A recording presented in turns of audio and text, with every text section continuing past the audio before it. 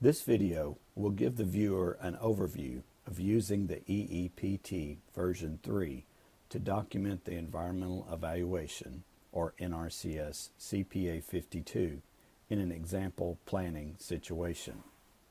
First, a little background. Users of Windows 10 had problems using the EEPT version 2, probably due to extra RAM required to run Excel 2016. EEPT version 3 removes most of the macros. Instead of using macros, land uses are selected with an auto filter on the CPA 52 tab. The benchmark selection tab has been removed. The benchmark narratives are on a separate tab and are easily editable. File size was reduced from 3.7 megabytes to 1.6 megabytes. Computer RAM requirements are decreased. Additionally, the user can enter all information on the CPA 52 tab without having to switch back and forth from separate tabs, saving time. Let's first look at the changes in the EEPT version 3. The EEPT opens on the CPA 52 tab. The form appears as usual with a couple of changes. There are two additional columns, A and B. These columns contain the land use associated with each resource concern and whether or not the resource is required to be evaluated for each land use. The spreadsheet is not locked. However, these columns should not be edited. If the user inadvertently edits the data in the columns, they can use the Clear Form button to clear the form and reset the data to the default. If their user does not want to clear the entire spreadsheet, they can use the Update Filter button on the upper right side of the screen to reset columns A and B to their default values without clearing the entire spreadsheet. The A and B columns will not print on the final CPA 52. The Benchmark Selection tab has been removed, and the narratives for the benchmark conditions have been moved to the Benchmark Narratives tab. The benchmark narratives are easily editable on this tab as desired by states. The user does not have to switch back and forth from the benchmark selections and the CPA 52 tab, since all the selections are made on the CPA 52 tab. This feature should save the user time in documenting the benchmark conditions, since everything is already on the CPA 52. The user will also enter the client, plan, and farm information, as well as the client's objectives and needs for action directly on the form instead of with a dialog box. To select the applicable land uses, the user should click the drop-down button in cell A21.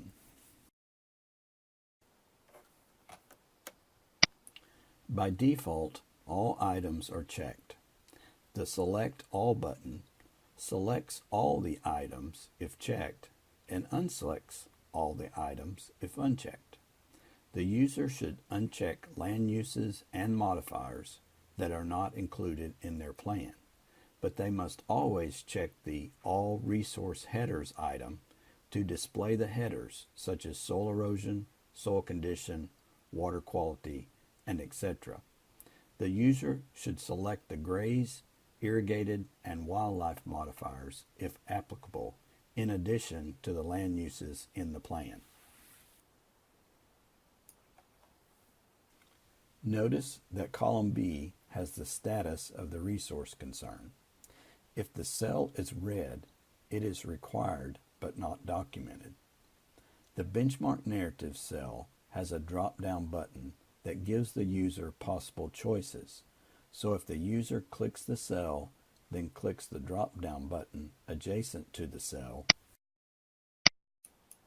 the lookup narratives from the Benchmark Narrative tabs appear as choices. If the user clicks on one of the choices, the narrative is populated in the benchmark cell for the resource concern. Note that the user can edit the narrative by double-clicking the narrative or they may simply enter their own narrative by typing the information into the cell. Notice that the red color in column B is removed to signify the benchmark has been documented and the status changes.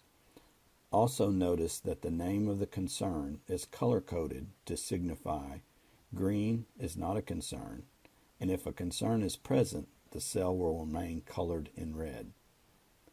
There is also a filter in column B so that the user can filter by the status of the resource concerns. We will look at that more later. Like the EEPT version 2, this version has drop-down choices for the effects of all of the alternatives.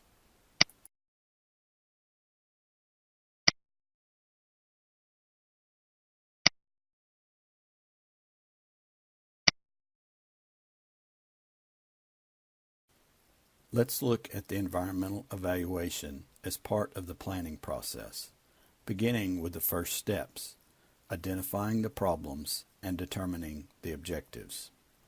I will now demonstrate the EEPT version 3 in a conservation planning situation. Here is the scenario we will use. A producer, John A. Smith, comes into your office and wants some help. He operates a farm with some cropland, about 260 acres, in a soybean and corn rotation. He mentions that the yields on his cropland have been dropping and he uses a conventional tillage system. He wants to continue producing crops, but would be open to making some changes to improve yields. He is also concerned about how the streams on his farm are becoming increasingly muddy. Since we have gotten that information, we have already started the planning process and have some information for steps 1 and 2, identify problems and determine objectives. The planner should use the environmental evaluation process throughout the planning process. So let's get started on the environmental evaluation. We must first click the Enable Content button to enable the macros in the spreadsheet. We enter the client's name, the conservation plan identifier,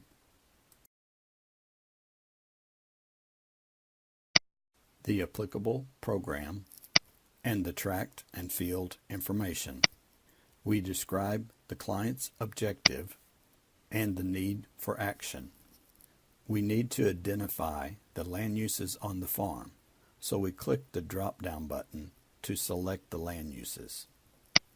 We uncheck the Select All box to remove all land uses. Then we check All Resource Headers to display the headers. Note that if we don't check this item, the headers, such as soil erosion, will not display on the form. And for this plan, we check cropland and farmstead, since those are the two land uses on this farm. Then we click OK. Now only resource concerns that apply to cropland and farmstead are displayed on the form. If we scroll down, we see that some concerns are required and some are optional. The required concerns are highlighted in red in column B to signify that they are not documented, and the optional concerns are highlighted in yellow to signify that they are not documented. At this point, it is probably a good time to save the form, since we need to go to the field for resource inventories. Note that this version of the EEPT will open up to the same view on the screen as it was when it was saved. In planning steps 3 and 4, we inventory the resources and analyze that resource data. From this information, we should be able to identify resource concerns and document the benchmark conditions on the farm. In these steps, we go to the field and inventory the resources. Planners use different methods, but in our case, we will use a resource concern checklist to document the resources. The checklist uses a series of screening questions, and depending on the answers to those questions, we may need to run assessment tools such as Russell 2 or the integrated erosion tool to fully assess the resource and determine if there is a concern present. We open the EEPT. Since some narratives don't fully display in the choice list box, the planner can expand the column so that more of the narratives is visible. So click the Expand Column button. The column is expanded. The planner must reduce the column width with the button prior to printing, or some of the columns will be too small on the printout. We click the drop-down button in the Soil Erosion, Sheet, Reel, and Wind Erosion cell for the cropland, and select a narrative. The Resource Concern checklist can help with the documentation of the benchmark condition. For example, in this situation, the screening question was false, so we used IET to do the assessment. For the wind erosion, the assessment question was true and was not a concern. However, for water erosion, the assessment question was false and fields 1, 2, and 3 had a concern. So the last narrative best fits the benchmark condition. Since there are blanks in the narrative, they must be filled in. The user can either double-click in the cell or click in the formula bar and edit the narrative. The description of the benchmark condition is complete. Notice that the red highlight in column B has been removed to signify the benchmark condition has been documented. The planner can use this function to identify required resource concerns that do not have the benchmark condition documented. Also notice that the sheet, reel, and wind erosion header also remains red because the resource concern is present. If we move to the sheet, reel, and wind erosion cell for the farmstead and click the drop-down, and once again review our resource concern checklist. For the farmstead, the screening question was true, so the concern is not present and the first narrative best describes the benchmark condition. Once again, the red highlight disappears from column B to signify the benchmark condition is documented. The sheet, reel, and wind erosion header changes to a green color to signify that the resource concern is not present. Let's look at some of the optional concerns. Even though compaction on the cropland is an optional concern, there was some compaction occurring when we inventoried the resources, so we need to document the concern.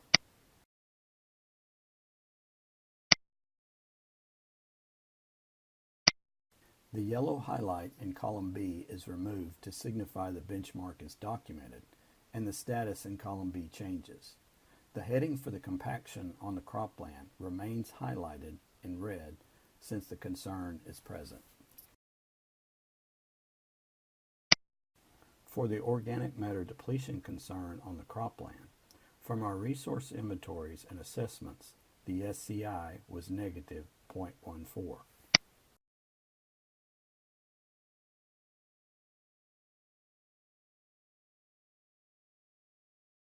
We continue that process until all of the required concerns are documented, and the optional concerns that are an identified resource concern are documented. There should not be any red cells in column B. After all the benchmark conditions are documented, the user should reduce the column for printing using the button.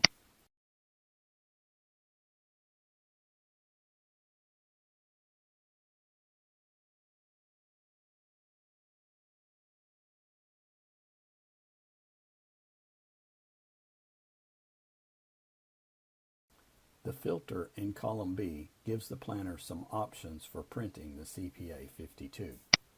In this case, we're going to not show the optional resource concerns that are not determined. So this option will show all of the required concerns and only the optional ones that are identified resource concerns.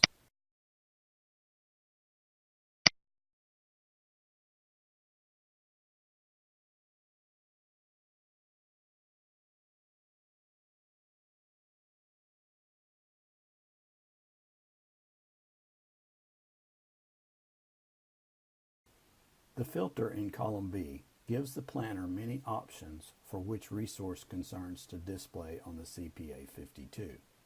Users should abide by their state policy and guidance in selecting these options. Check with your state resource conservationist or environmental compliance officer for the recommendations in your state.